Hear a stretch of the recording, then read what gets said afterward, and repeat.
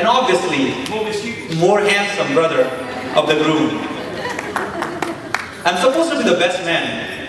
No, not here. In general, in most crowds, I'm supposed to be the best man. So first of all, let me start. And I would like to raise a massive toast to two of the most beautiful, caring, loving people that I've ever had the pleasure to have in my life.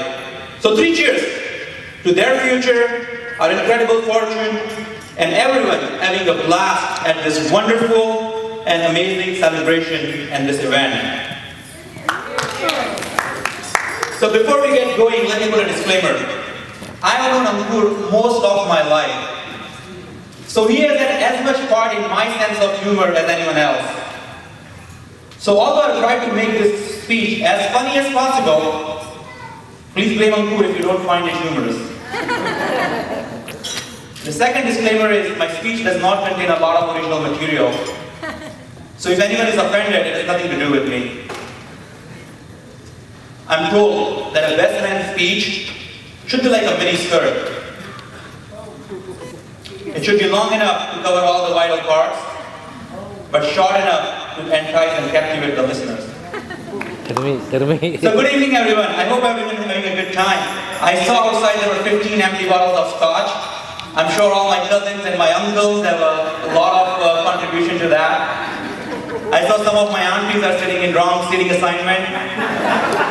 I saw Tushar uncle has taken 800 pictures so far. So I think this is perfect. The party is heading in the right direction. I want to thank everybody for joining us from all over the places, especially with the recent storm, Sandy. I hope everyone's okay. I also got a little bit affected. I had this very important exam that got delayed, and I had no time for wedding preparation. Till the last day before flying to Charlotte, I had no wedding speech prepared, and I had no time. Lemon sandy. Yeah. Friday morning, I mean, not that I'm proud of my organizing skills, but this was an absolute worst. Friday morning on my way to airport, I call Anuj and I'm like, dude, I have nothing to wear at the welcome party, I have no tie, so please bring a good tie. And Ankur's like, okay, fine, sure.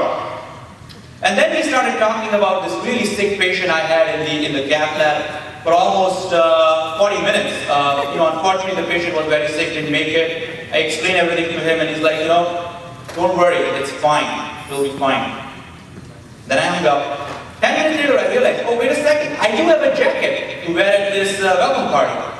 But it's ridiculous, it's very unconventional. I call him again, well, Ankur, I have this ridiculous outfit, very unconventional, it's a black jacket with a scarf, I don't know how I'm gonna look like, can I wear it? Like, okay, fine, sure.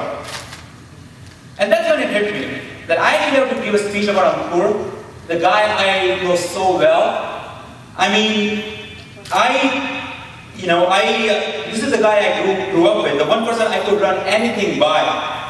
I could talk to him about anything and everything, whether it's about, can you bring a tie for me? Or whether it's about buying a house, getting a new job, whether it's about a complex angioplasty or criticizing our parents sometimes. And I also realized it goes beyond that. Every step of my life, I've had that, okay, fine, sure, from him to get me through. We grew up together, and he's the one person I've known most apart from my parents. My parents named me Anuj. Now, those of you who don't know what it means, I was told it means the younger brother. So my very existence from the beginning was defined by the fact that I was younger brother to this guy. Now, one fine day, I decided to look up the meaning of my name in Sanskrit. Now, anybody else here knows Sanskrit? Yes. I think Yuri knows Sanskrit. Let's ask Yuri. What do you think Anuj means in Sanskrit? Anu Jayati Iti Anujana. Wow, very impressive. I don't think most people get it, but let me explain. Anu Jayati Iti Anujaha. Anu means later, Jayati means born.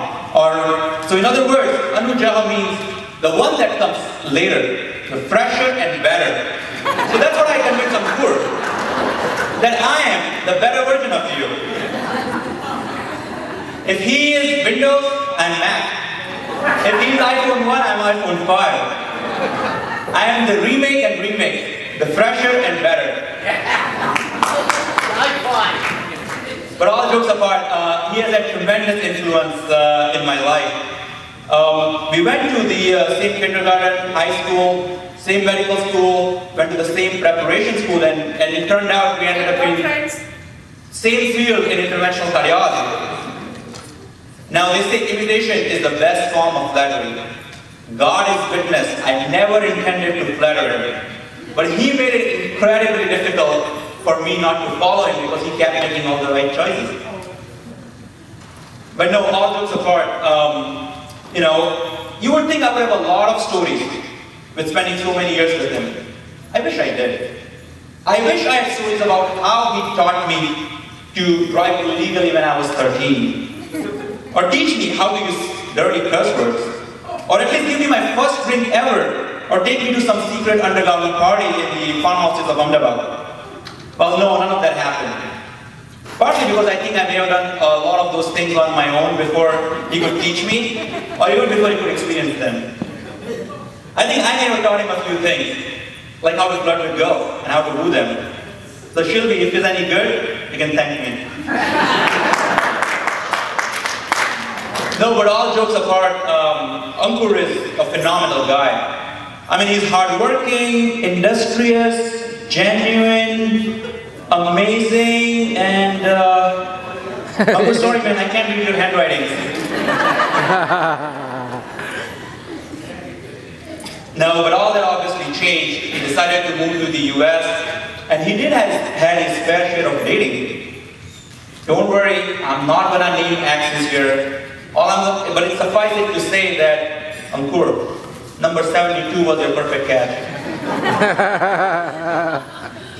Well, fast forward a few years. Now I'm living in Connecticut. Ankur has moved to New York. Despite our geographical proximity, he doesn't visit me that often. And suddenly it changed. Next thing I know, he's coming and visiting me all the time. The guy who barely visited me 3 times in the last 6 years saw me 6 times in the last 3 months. Like, what's going on? He's always driving to Boston or coming back from Boston. Not only that, he's a different guy. For some reason, he's brushing his teeth 2 times a day, 3 times, sometimes 6 times a day, I kid you not. He's flossing his teeth. And boy, that smile. He had such a beautiful smile.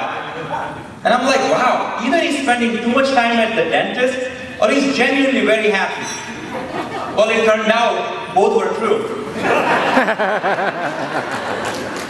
And that's when I met Shilby.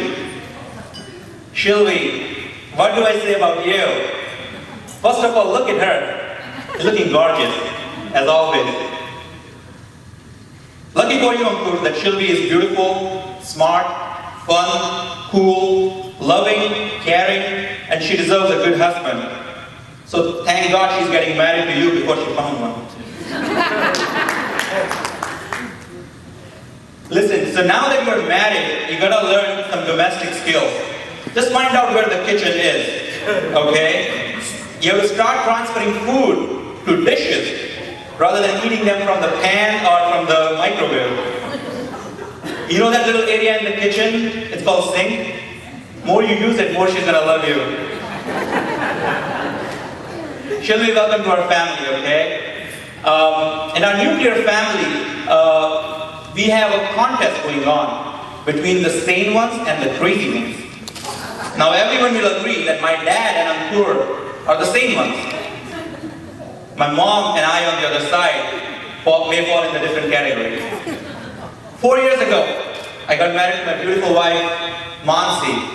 I think she has decided to go with Ankur and Dad's team. So now we need a proper balance of crazy. Alright, so I'm gonna come on your side. And I'm hoping you'll join our team of crazy. I've seen that spark in you. And I'm sure you can handle that. I've followed Ankur in everything. There's one thing obviously I did before him, that's getting married. So I guess that gives me a little right to give him advice. I'm gonna say Ankur and Shilby both. I can advise you as well. That Shilby, men are like fine wine. They start out like grapes, and it's your job to stop on them until they mature onto something. On the other hand, Ankur, women are also like fine wine. They start out fresh, fruity, intoxicating to body and mind. But then they turn full body until they go sour and bitter green and give you a headache. So good luck. No, but all kidding apart, I wish you both an absolutely amazing life. I sincerely wish you both all the good things in life that you deserve. You deserve all the happiness. May your marriage be modern enough to survive all the challenges and old-fashioned enough to survive a really long time and forever and for 7 lives. So if we can all raise our glasses and toast to love and laughter and to happily ever after. Cheers. Cheers.